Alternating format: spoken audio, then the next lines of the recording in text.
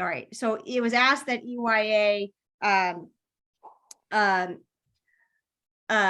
assist with that process and help get the petitions through to DDOT. And so when we were at a point where that was appropriate, they reached out to me and we designated a representative on the different blocks that were within a certain radius and asked people to collect signatures. And almost all of the petitions were returned to me, and then I submitted them with the exception of Allison. And what happened is that I had given it to one of the neighbors on your block, who I later found out moved out of that house. I think he still owns the house, but he's renting it and he moved out, and I didn't know that. And so that petition never got submitted to DDOT. And so what I wanted to do was have a discussion about this, because some people have come to me and said they want RPP parking, and others have come to me and said they do not want RPP parking. And so before it can go to DDOT through the petition process, I wanted to have a meeting to talk about it because it does need a certain percentage of signatures on the block.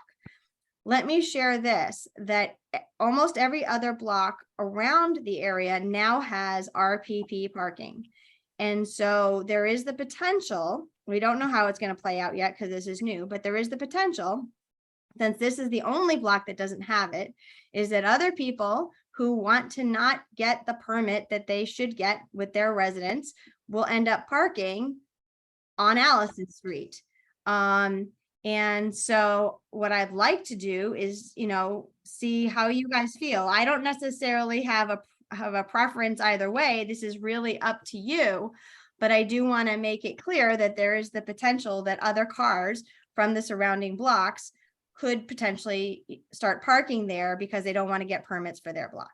So I just wanted to raise that, but I'm happy to have a discussion and try and answer any questions. So I'd like to keep the meeting, respectful and orderly, and use a raise hand feature if you know how to use the raise hand feature, and we will start with there. So Lorenz, you have your hand raised. Okay, so my understanding is that the 1300 block of Allison Street South Side will not have RPP parking. Is that correct?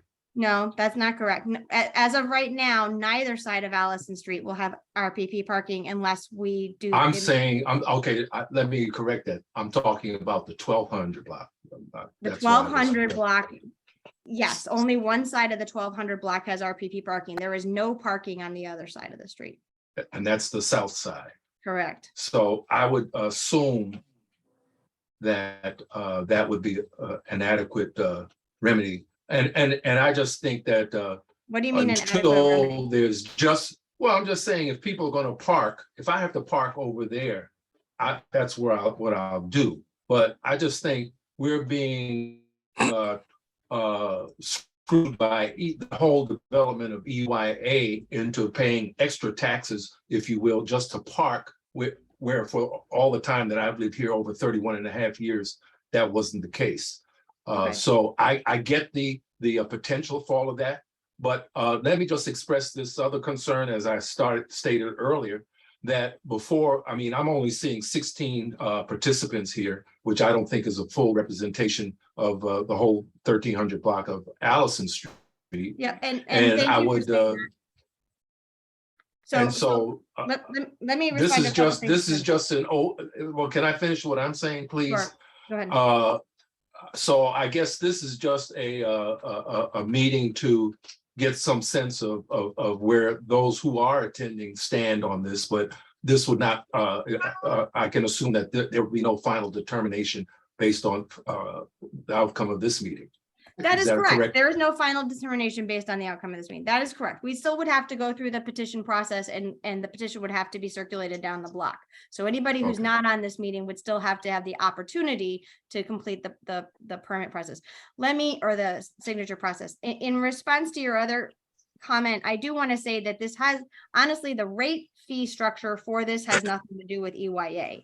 That is determined by the DC government, right? So that's their thing in terms of. I get that.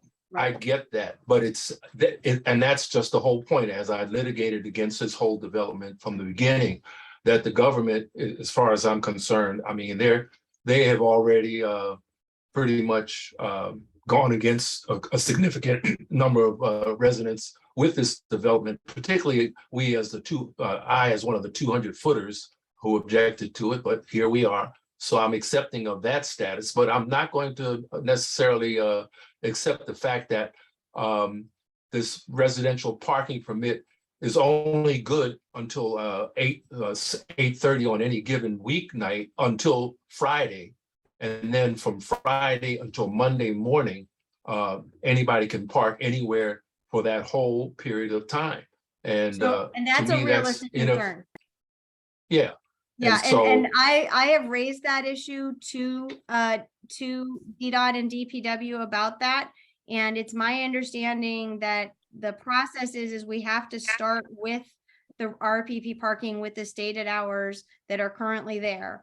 If we determine that that is not sufficient, then we can petition again to get it a 24-hour period like it is in certain places, like you may see on Capitol Hill.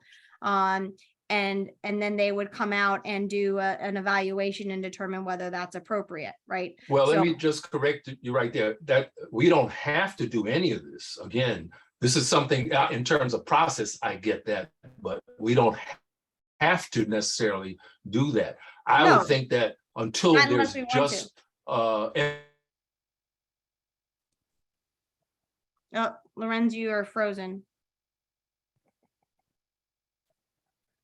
Okay, I am going to go to one of the other people with the raised hands. Pio. Can you hear me? Yes, and am I pronouncing your name correctly? Yeah, it's Pio. You can use my first name or last name. It doesn't really matter. Okay. I'm probably one of the newer ones. My sister was here for a number of years and my mom was here, and then I bought the house from them. I've been here 10 years. We don't have an issue on Allison Street with parking currently. Since I've been here, there's ample spaces during the day. There's 15 to 20 open spaces during the day from 9 o'clock in the morning to 8 o'clock at night. If people don't want to pay for their permits on their street, they want to park on our street. I don't foresee that happening. And, you know, I'm on a fixed income. I'm medically retired, and I don't think I would have to or would want to pay a couple $100 a year to pay and park in front of my house on a public street during the day. I mean, and on our street, since I've been here, maybe once or twice, if somebody has a party or somebody has a gathering, there might be a little tight, but we don't have an issue on Allison Street with parking at all. Okay, thank you for that. Davine, Miss White. Yes, hi. I just wanted to get clarity on exactly what is going to be required in terms of residential parking. What does it provide? Since this is very new to us, and I'm not familiar with all of the what are the standards or requirements there? Sure. So thank you for asking that question. So RPP parking is residential permit parking. It means that anybody who owns a house or property on that block can request a permit to park on that street. It's actually purchase. Okay, can request a permit to park on that street. And there's a fee for that. And what the district did this past year is they raised the rate of the fee, and they also increased the rate. So for one car, it's one amount, for two cars, it's another amount, and for three cars, it's even more. And so, but it allows the residents to have priority to park there so that other people who don't live there don't take those spaces. Does that make sense? But they can still park there for 2 hours. There is a limited time parking that they can park there, correct? And again, if we wanted to go down the RPP, if we wanted to get RPP parking, and if we decided that that it was being utilized and that there was still need for parking additional hours, then we could go back and petition to extend the hours. So what's the difference between that and parking that says permit only? For example, you can only park there with a permit? What's the That's the difference? same thing. I'm sorry, it depends on what the signs say, Miss White.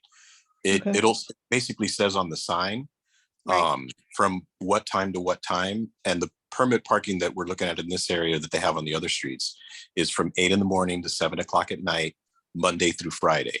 And it allows the person that buys the permit to park in front of their house or to park on that street during those hours without getting a ticket. If you don't have a permit, you can park there for 2 hours. After 2 hours, you get a ticket. That's correct. The- And we live difference in is Ward 5. And so Okay. it would be a zone 5 permit. So technically you would be able to park in anywhere that was a zone 5. But Right. there is a different type of parking where even if you don't have, let's say in the Eastern Market area, there is residential parking, but there also is where you can't park on certain sides of the street. And then there's residential parking on the other side of the street. So there are two types of Yes. parking so Yeah. that people in a neighborhood with us can park on one side, and then let's say for 2 hours, people who don't live in the neighborhood can park on the other side. I've seen that as well. in That's certain- correct. They wouldn't put that in place here unless we went to the next step and required it for 24 hours. Okay. And what they do with that is, my brother-in-law works with DDOT. What they do with that is they have to justify. Gotcha. So they come by during the day and they survey, and they see, like on Allison, there's a bunch of open spots, like we have 15 to 20 open spots during the day. They won't put, that only the people who live here can park here because there's more than enough spots. Gotcha. They Okay. do that in like Capitol Hill and in Northwest DC where it's, there where they Congested. they don't. So that is one of the concerns that was raised in terms of the EYA housing when the housing development went in front of the ANC was that there was concern that the residents from the EYA development and their guests and friends and things like that would be parking on our streets. And so that was part of the concern for wanting to put RPP parking in the neighborhood when this came to the ANC several years ago. I'm going to go to Laura next. I want to be clear, make sure I understand the fees. When we're talking about this residential parking, that's $50 per year for one car if you only have one car, right? Correct. You have to renew it. Okay. And then it escalates up from there. So, I mean, For a second and third car. right. Okay. Yep. I am with Lorenz and Pio. I don't think that it is a good idea to institute residential Okay. permit parking unless, the neighborhood feels like there is a problem finding spots on that street. And it feels like we could pass on it now and come back at a later date if the fear that you've articulated comes to fruition, meaning we'll start parking on that block. We don't have to do it now, just Nope. okay. That is absolutely true. We are not tied to only doing it now and never again. We could do it at any point in time if the community, if the residents on the block felt that it was an issue. The reason it came up now is because it was voted on in the ANC meeting when the project for the EYA development was approved. It was part of the community agreement. And so that's why all the other blocks have it. It's just because the signatures were not collected on Allison Street at the time that this block does not have it. Well, again, Galaxy if I'm, S9, hold on, Lorenz. Yeah. Galaxy S9 Plus, and can you tell me your name, please?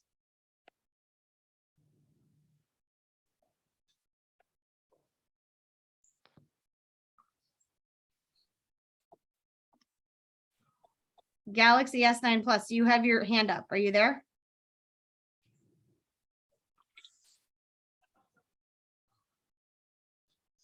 I don't see that you're muted, but I can't hear you. Can you hear me? Yes, thank you so much. Can you tell me your name, please? My name is Mr. Young, and I'd like to be addressed as that Okay, and your address, please, Mr. Young. on Allison Street. You won't give me the number? No. Okay, I'm trying just to make sure that the different houses that are represented. So if Yes. you want to, I'm represented. I'm represented here. I live on the street. I'm the longest standing member on this call that lives on Allison Street. that's All great. right. We've Yep. never in my 50 years of living here, have never had an issue with parking, whether there was a party. Our parking has been respected for 50 years. You know, Okay. not to park in front of Miss Marsha's house, you know, not to park in front of, you know, Miss White's house, because, you know, we respect everyone's spots. At night, overnight, if people have visitors, yes, you know, it does get a little tight, but everybody's spaces are respected. Now, when I first talked to you a few months ago, when all this went on, you stated to me that there was a petition that went around and multiple people on the block signed it. And now you're saying that the person that supposedly had passed that petition out didn't do it. But you told me at that point that they were signed, and I asked you, was there anything that can be done? Can I see the petition? Because I know I didn't sign it, and multiple residents on this block did not know anything about a petition. Yeah. So that's what stopped it first and foremost, as I see it. But I'm pretty sure everybody who's been here for years can understand that we do not have an issue with parking on Allison Street. Okay. Never that's great. have. I'm not finished. Now, even though the new places up the street have been placed, they do have their parking. We've all mentioned about what the fee would be, but what would be the issue if we have a visitor that's staying during the week and their car is parked out? Do we have to pay for their parking pass? When St. Amsel's has an event, they do have parking over there, but sometimes their people, you know, their visitors park on our street. Yes, every place in a city like DC has parking issues, but we do not have parking issues to have to place in some more funds into Washington DC's coffers to pay for vehicles that we don't live in a we don't pay HOAs. This is a public street and we don't have a problem with parking. So I don't think this should be visited again. I do believe that there's more issues around here like speed bumps and traffic calming to, you know, because there are a lot of little kids that live around here like it was years ago. Those are the issues that need to be looked at. But as far as parking, we don't have any issues with parking on here. Okay, thank you so much for going through all that. I do want to just respond to a couple of things you said, and you are correct that I had told you that the petition had been turned in, because as I said, all the petitions had been handed out. It was my understanding that when I spoke to DDOT and EYA that they were all turned in. It wasn't until later that I found out that this street had not been turned in. So that was my mistake. I was under the impression that it had been submitted, but then I found out it wasn't. I do appreciate your comments about that. You know, as said, you know, you're right, this is a public street and we don't have to do this, but what I wanted to do before going forward is at least hear what the community had to say. And I do also agree that we have many issues with traffic calming measures that we've been working on and that we will continue to work on. Ms. Anderson. Yes, thank you. I guess my concern is, like I say, my son does stay at the house sometimes, and my sister lives out of town. And when she comes to town, she stays in the house. So I guess my concern is, you know, what happens in those situations where I live in Maryland. My son has Maryland tags, and my sister, of course, would be driving from Michigan. And so she has Michigan tags. What in a case like that, what's going to happen as far as them being able to park, because they're going to be there, you know, more than 2 hours. Yep. So that was actually one of the things I forgot to respond to Mr. Young about. So the DC government actually currently has a parking restriction for anybody who parks from out of state in the District of Columbia. And they are legally allowed to ticket any car that does not have a visitor tag and has out of state plates. They are allowed to do that in residential. No, hold on, Emily, that's not the case. They have to first get a warning ticket. Right. And they have to be seen within that area over the course of 72 hours, more than one time, and within 30 days. Right. So they are 3 allowed days, to and they have to be 30. Right. They are allowed to ticket under those circumstances already, regardless of whether there's RPP parking or not. So you can apply as a resident for a visitor parking permit for any car that's there. Lorenz. Yeah. So you made a statement earlier about a community agreement through the whole process of EYA, and I would dispute that statement, because that was more like a suggestion. Now, what I have issues with was that you went to Will G, and he ran to represent our community, and he hadn't even lived here a year. And I thought it was somewhat disingenuous for you to approach him for all the times that I've gone to meetings and my standing in the community under the circumstances. I feel that that was sort of well, just questionable. Now, I understand also that Will G was also representing Greater DC or Greater Washington. And he told me as such. Well, he did, yes. Okay. And so what I'm seeing now, I'm sure by now you've also approached some of the residents that are in the Josephite development because they're part of your SMD. Mhm. But I would just caution you to be careful as we all move forward, because we're the legacy residents here, and there are a lot of issues that are still confronting the city in terms of just that point alone, let alone equity issues on all kinds of facets. And Okay. so, but for you to say that there was a community agreement, by whose definition? That's in the document that I was given, but Lorenz, what I don't want to do is I don't want to harbor on the past, because the past, regardless of whether that was in the agreement or not, it doesn't matter. What matters now is what the residents of this block want. And I do apologize if you felt slighted that I gave that petition to your neighbor. And I would ask that you address me it, as Mr. Wheatley from now on. Thank you. Okay, Mr. Wheatley. And so it was not intentional to slight anybody else who had lived there longer or anything else. I just happened to reach out to him and he offered to help. So there was no ill will or malice of intent with that. So I apologize if you felt slighted. Okay, Laura, you still have your hand up? Yeah, I haven't heard a single person on this call, and admittedly, it's not the representation of the full block, but nobody is in support of this residential parking permit. As far as I can tell. am. Sorry, who? This is Marcia. Okay. And the only reason why I'm in support of the permit is because we're not sure, maybe we don't need it now, but once all of the people move into EYA, I'd be willing to bet that they're going to be not enough spaces and they're going to park on this street because this is the only one that's not going to have a permit. But that's my concern. Okay, and that's a fair concern, but this is imposing a pretty significant cost on families. If you are, maybe $50 a year for one car is not a big deal, but you have out of town guests who come and stay with you. You have,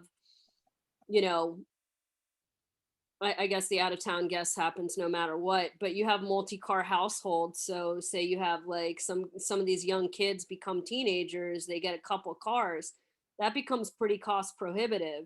You're on a fixed income, it's cost prohibitive. And it seems like it's a big burden that we're putting on people for a maybe when we don't have any evidence of a problem at this time.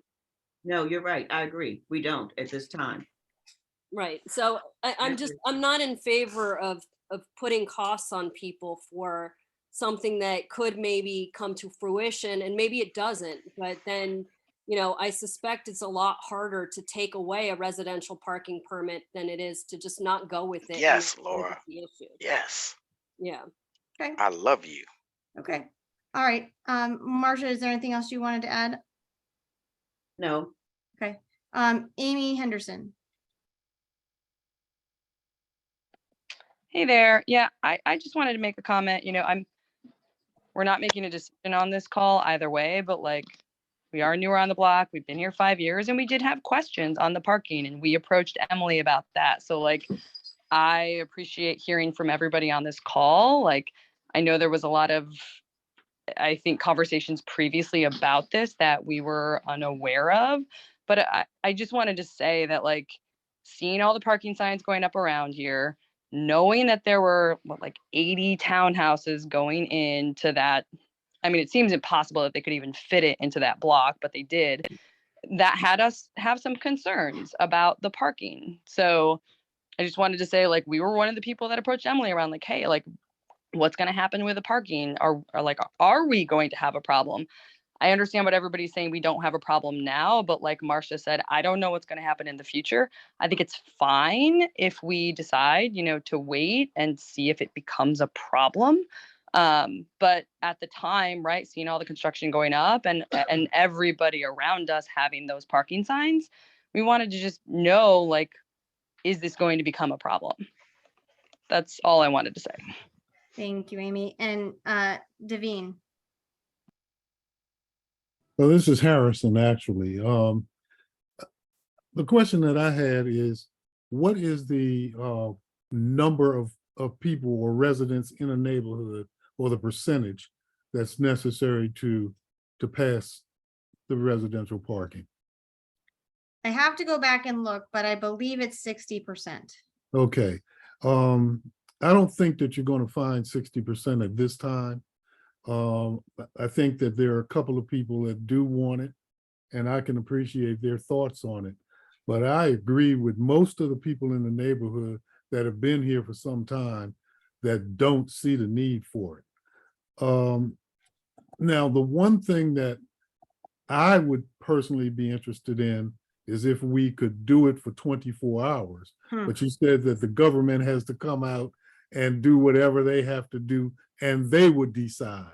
They take it out of the hands of the neighborhood. Is that what happens? So Yeah, you can't get that unless they say it's okay. I'm on the Zoom call. right. So that's I'm on the correct. neighborhood Zoom call. Give me So why do they take it out of our hands? So it's partially taken out of our hands, and let me explain to you what happened. So is that we would again sign a petition, they would do a survey, and they would determine whether it's appropriate or not. If in fact they determine that it's not appropriate, and we as a unit block have a majority of people who want it, the ANC can then pass a resolution to have it in spite of their insistence that it wasn't necessary. So it still can go back to it being in our hands. Okay, well, thanks for the information. Now, Yep. in the interest of time, you did mention that a petition has to be gone around the neighborhood, and people would have to write their opinion or whatever, sign off on it. In the interest of time, I think we've reached a point where I think most people have a keen understanding of what we're talking about here. And if it's going to be a petition, I think we ought to move in that direction.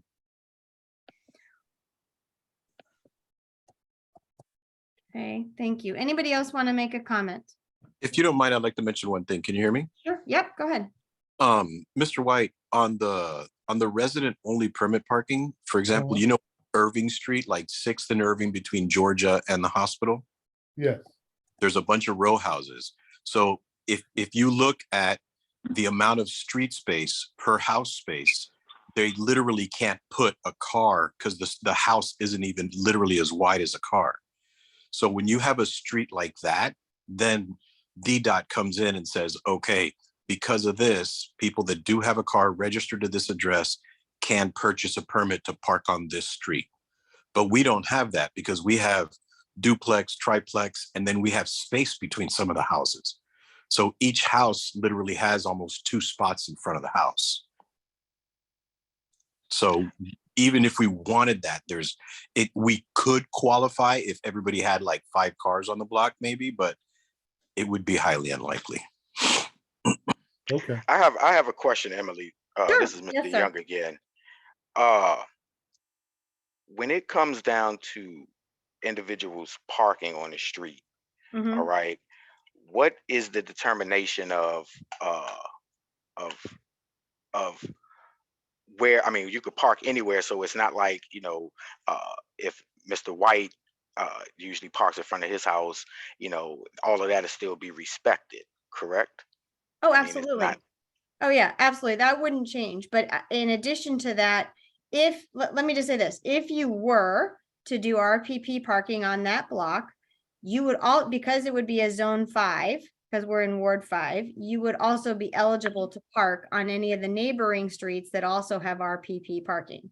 Given now the fact that the neighboring streets all have RPP parking, and if you don't have a zone permit on your car, then you would not be eligible to park on their streets. But there would be no restriction like this, like sort of what we have now in the neighborhood where you could absolutely park in front of your house, unless of course, obviously, someone else decides to park there. Do the people in the houses at the EYA, do they have the ability to purchase permits for the Ward 5 parking? They do not. Okay, because it's in their bylaws, right? Correct. Okay. So even if they wanted to, they couldn't park over here.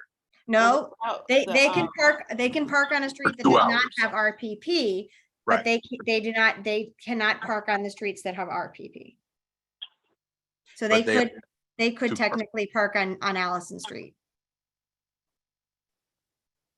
Does that answer your question?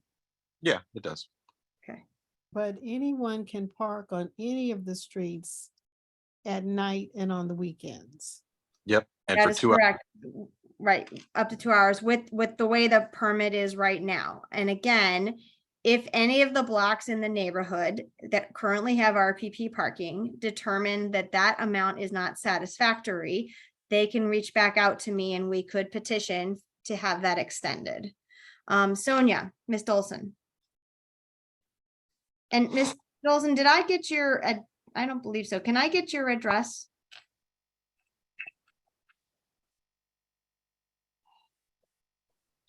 Are you there, Ms. Dolson?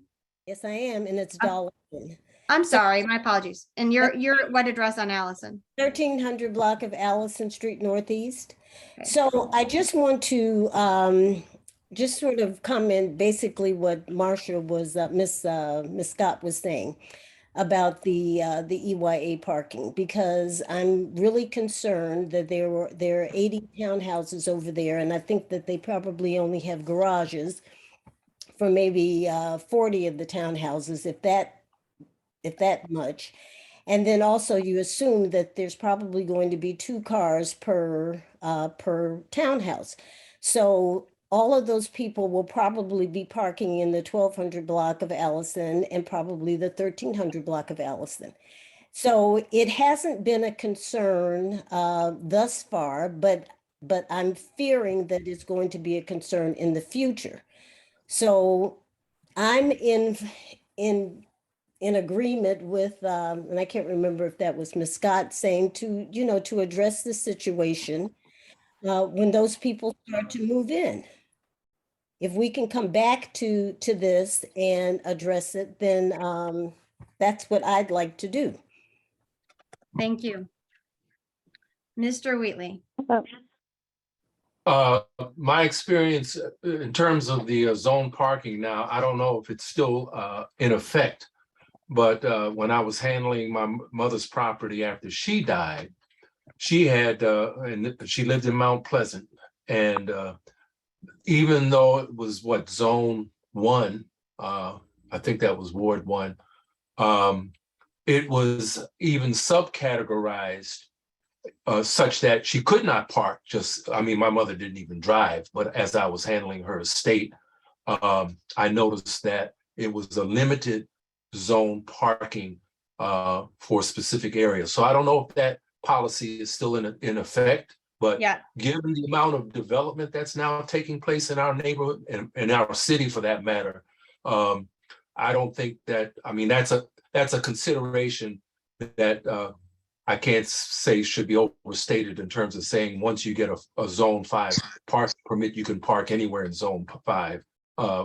That may be the case now, but just keep in mind that may change before too long, given, as I said, the development that's going to take place on Buchanan Street, the development that's going to take place at the Howard School of Divinity, the continuing development on South Dakota Avenue. It's just crazy.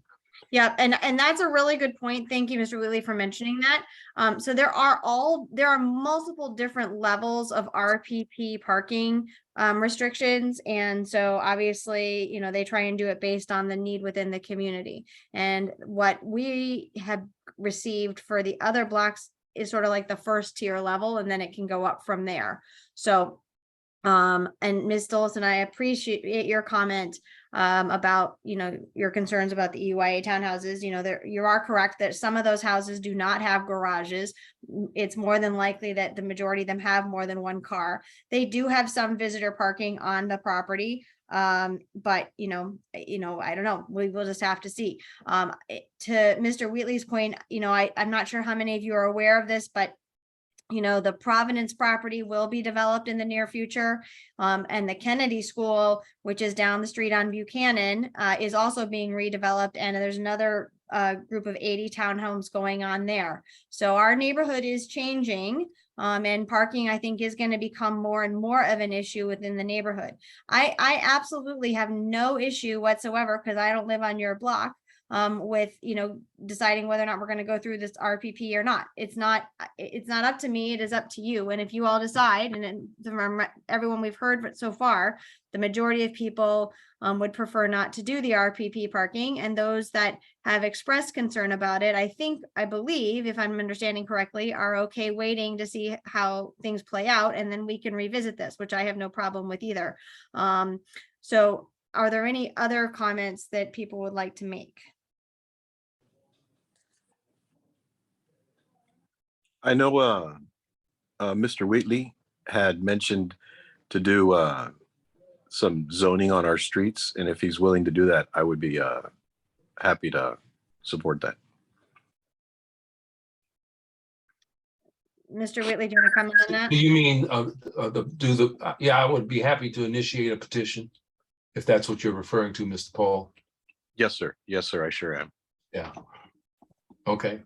Well, just to be clear, I'm in transition in as much as I'm getting a total remake of my house, but because my address is still what it is, I'm part of this neighborhood, even though I'm now in 5B, or I'm near Turkey Thicket in terms of my temporary address. So I'll get a sense of what the rest of the neighborhood is, or abutting neighborhood is going through, to get maybe even a greater perspective of what's going on, because there's a ton of development that's happening over there in terms of converting some of the old stock property there. I'll just leave it at that for now. Okay. Well, if Let you me, want to go ahead and do that, go ahead. Emily, one Yes, sir. question. Yes. This is Mr. Young again. So for that petition, is it per address or per signature? Per signature. Per You get- signature, So has a Let me go census back. been taken of the neighborhood to Let me go back verify? and look. Hold on a second. Let me just go.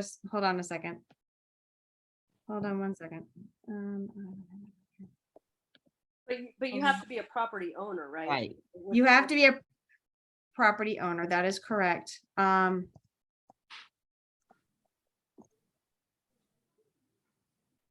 So actually, I want to share with you one thing. I'm going to share this link for those of you who have access to it. This is the link for the visitor parking permits. Let me just do this real quick while I'm thinking about it.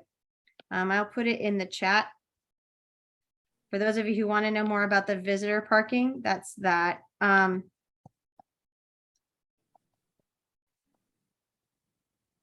Okay. Let's see here. So I guess the question is, does each house count one vote, or But I'm if trying there's to property? remember. It's been a while since I did it, so that's what I'm looking up. Hold on, because I don't want to give you misinformation.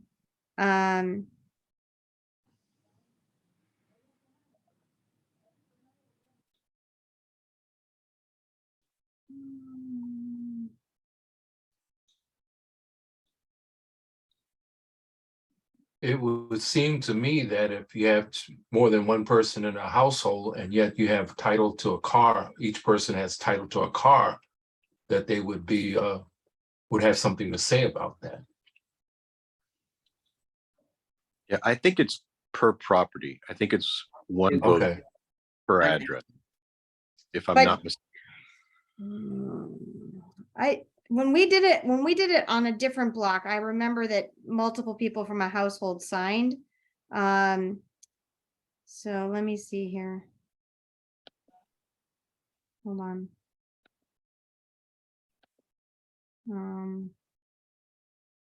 If there's multiple people on property, they can all sign like in agreements, but I think it counts one vote per property.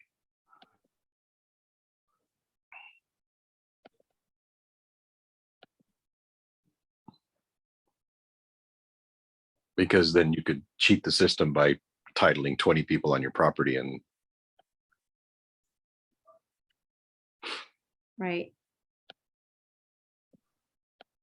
Let's see. That's very true. You could do that, couldn't you?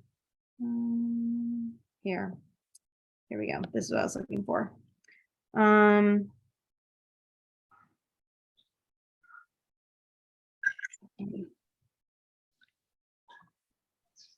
So I want to go back to something that was said because this actually lays it out very clearly. So there's the residential parking permit standard, and it's the program restricts parking of motor vehicles not registered to residents to a 2-hour consecutive period between the hours of 7 a.m. and 8:30 p.m. weekdays except holidays.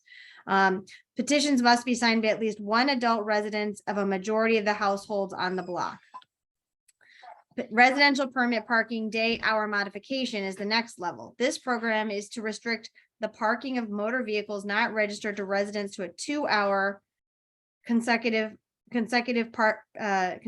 period in accordance with the hours and days indicated on page 2. Petitions must be signed by at least one adult resident of the majority of households on the block supporting the change to the days or hours of the residential parking permit. At least 1 year has passed between the date at which the block was designated by DDOT as a residential permit parking block and a date on which the petition is filed.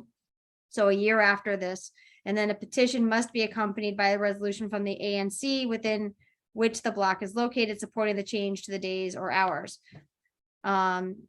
So let's see.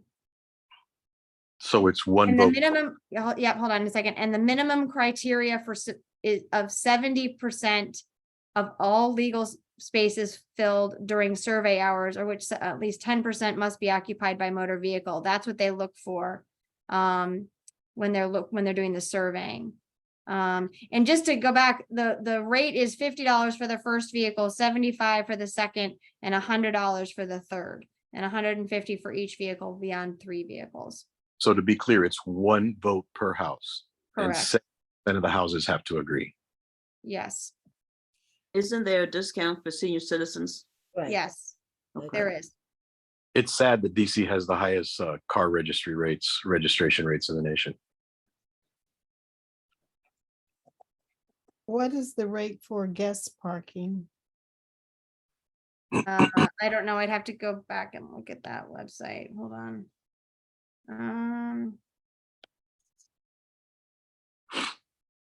Let's see. There's an annual visitor parking pass, and let's see. You have to have a valid. Let's see. I'm just reading this. Anyone visiting a DC resident may request a visitor parking permit through the Park DC program. A VPP may be used by people visiting from out of town and by residents who live in other neighborhoods. Rather than relying on the manual process managed by MPD district personnel, residents or visitors may now obtain visitor parking passes in any of the following ways, and it lists how you do it. It does not list a fee, though. That's a different pass. Yes, that is a different pass. That's correct. That's the one where you have out-of-state tags right. and you're allowed to park in DC. Correct. The one that Miss White's asking about, I think it's either 75 or 125. I'd have to go back and look. Because when I bought it for my house on Irving Street, it was $125. Okay. So we've only got about 5 minutes left. So I just want to see if there's anybody else who has any comments they want to add at this point. You know, it sounds like the majority of people, at least on the call, would prefer to not have it. And there are a few people who are willing to say, you know, let's wait and see if it gets worse, we can go back to the situation. Are there any other comments people would like to make?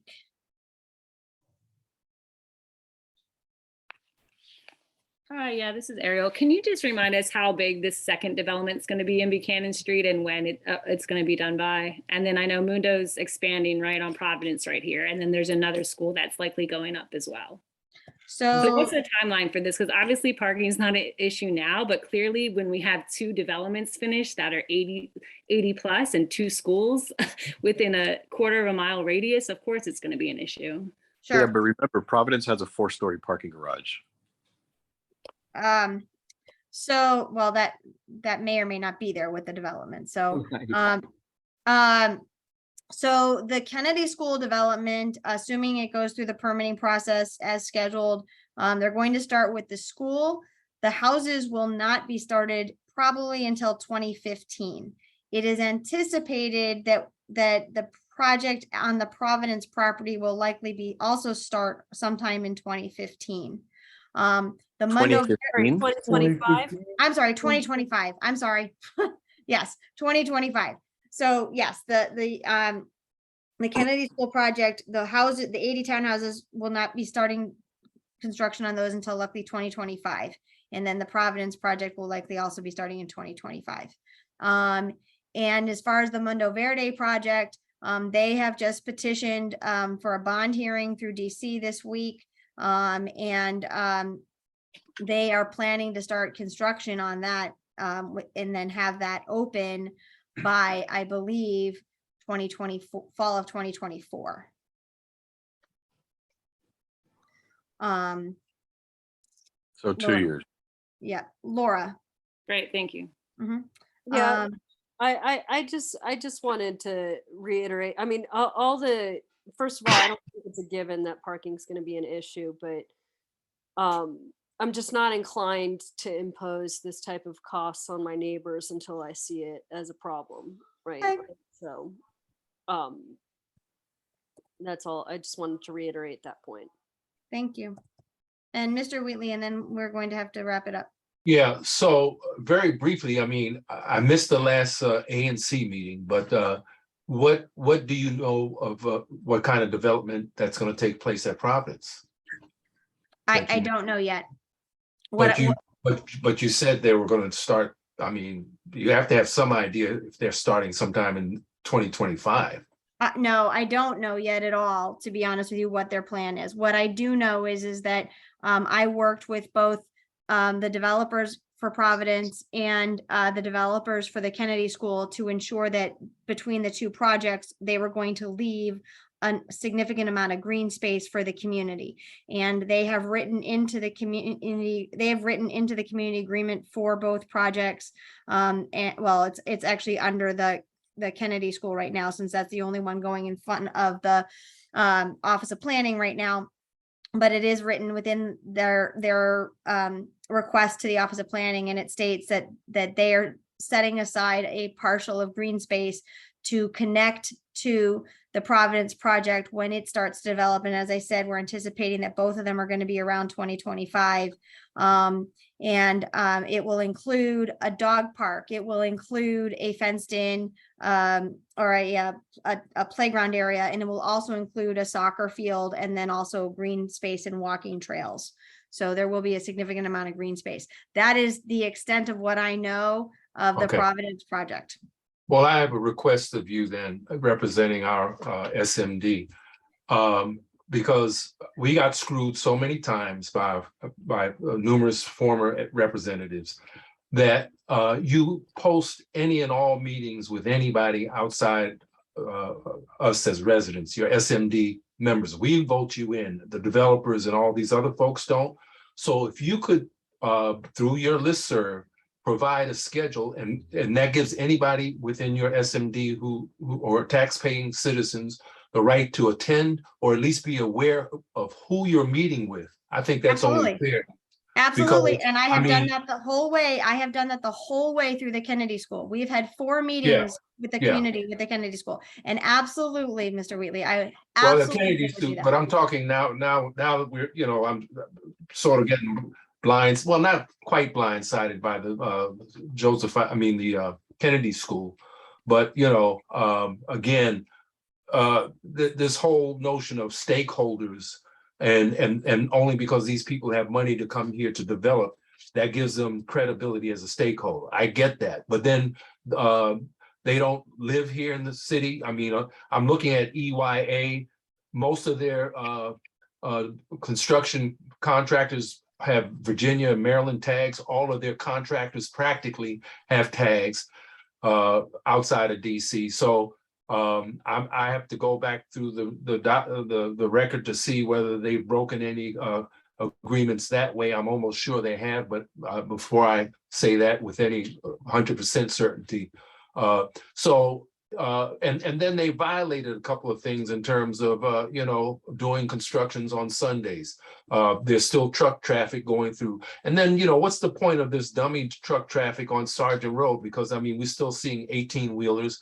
My house is shaking. I'm going to have to probably get more work done as I get my house redone because there are cracks all over the place. Yeah, So, Mr. Wheeler, we've been working with DDOT on the issue of Sergeant Road traffic for a while now, and I'm happy to continue to do that. And, the more They're not you can honest provide- players. Right, the DDOT's more you can provide, proof of what's going on that I can share with them, I'm happy to share that. But let me also go back to the Kennedy School development for a minute and share that, during the course of the 3 or 4 meetings we had with the community with them, we asked them to go back to the drawing board multiple times until we finally came to an agreement on the development and the green space and the organization of the land. So I absolutely am happy to include the community in the entire process. And if you're on my email list, you'll definitely get it. I also put notifications of major meetings on the ANC email list. So if you're on that, you'll get them as well. So happy to include the community in any and all of that. Yeah, well, you say major meetings, I would say minor meetings as well. Well, I no, mean, like in other words- this is what I call a minor meeting because this is only for this block. No, I I'm get not- that. Right. So I'm not Yeah, gonna, but I'm I'm not just gonna saying- advertise that on the whole ANC email list. Well. But because this is just for this block. So Well, just the fact that what happens on this block will impact, as other things have impacted our block. I know I understand that, you but the other residents from the other block can't vote on this particular issue. And I get that. I okay, get that. It's I'm very gonna take specific. one more comment from Ms. Carter and then we have to go. Yeah, I just I came around passing out the flyers, trying to bring us all together just to talk. So I just want to say thanks for everybody hopping on. That's it. Thank you. Thank you so much for doing that. I appreciate it. So I do want to say thank you to everybody for coming tonight. It's been a pleasure getting to meet you. I know it's with the pandemic, it's been hard to get to meet everybody.